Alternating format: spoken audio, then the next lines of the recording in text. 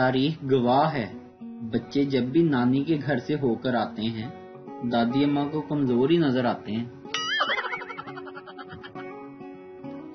ہم پاکستانی جتنے بھی امیر ہو جائیں پھر بھی شیمپو کی بوتل میں آخر میں پانی ملانا اور چھوٹے صابن کو بڑے صابن پر چپکانا کبھی نہیں چھوڑیں گے۔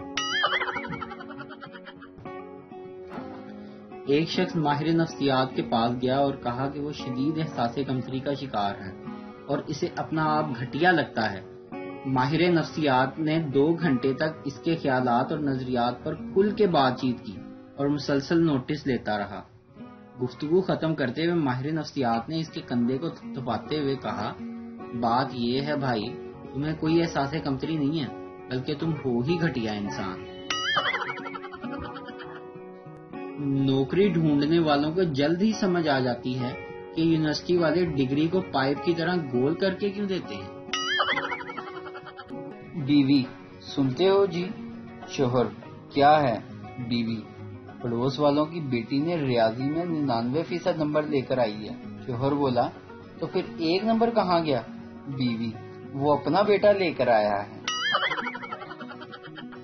ویڈیو دیکھنے کا شکریہ۔